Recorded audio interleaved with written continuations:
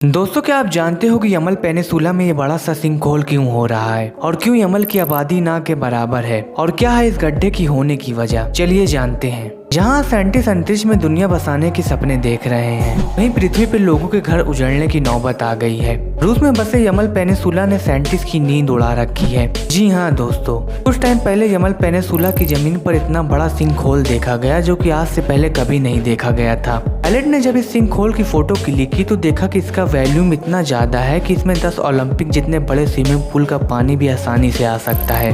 बता दें कि यमल पेनिनसुला का क्लाइमेट काफी अलग है, इसलिए यहाँ पर आबादी भी ज्यादा नहीं बसती। यहाँ थोड़े ही लोगों का घर है। यमल का मतलब होता है कि जमीन का आखिरी हिस्सा, जहाँ कोई यमल में पहले आना नहीं चाहता था। वहीं जब से सिंकहोल के बारे में लोगों को पता चला है, तब से आर्कटिक जियोलॉजिस्ट यमल में रिसर्च करने के लिए आ रहे हैं। जब इस सिंकहोल को देखा गया तो साइंटिस्ट को भी इसके पीछे की वजह समझ में नहीं आई, क्योंकि आमतौर पर सड़कों पर सिंकहोल अपना कब्जा जमा लेते हैं, लेकिन ये सिंकहोल और यमल के सिंकहोल में काफी डिफरेंस देखने को मिलता है। दरअसल दोस्तों, इस तरह के सिंकहोल का मेन रीजन होता है पानी। जी हाँ, जिसकी वजह से पानी का निचला हिस्सा बहुत कमजोर हो जाता है और जमीन नीचे की तरफ कोलैप्स कर जाती है और इसका मलबा अंदर की ओर धंस जाता है।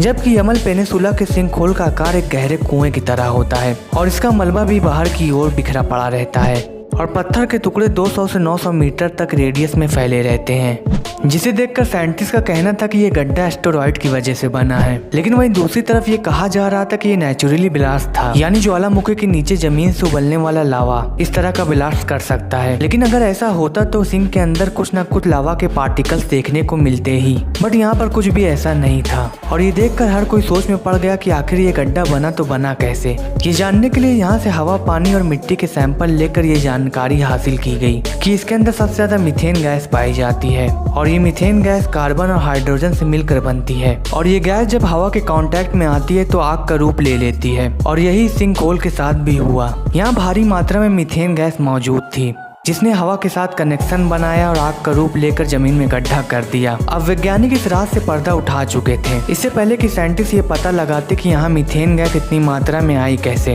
वहीं यमल की जमीन पर एक नहीं बल्कि ऐसे ही 8 गड्ढे देखने को मिले और इस सिंकहोल को देखने पर यही पता लगता था कि ये धमाके से हुआ है। और जांच करने के बाद ये पता चला कि 2014 के बाद से यमन में एक के बाद एक सिंकहोल बन रहे हैं। लेकिन इतने सारे सिंकहोल का बनना बहुत हैरान करने वाली बात थी। सबसे हैरानी की बात यह थी कि इसके पीछे वजह थी क्लाइमेट चेंज का होना, जिस वजह से जमीन में फटकर गड्ढा बन रहा था। साइंटिस्ट ने देखा कि जब 2014 में ये पहला सिंकहोल बना, उस समय साइबेरिया का जो टेम्परेचर था वो काफी ज्यादा हाई था और जिस समय ये सिंकहोल बना उस समय का टेम्परेचर भी काफी ज्यादा हाई था।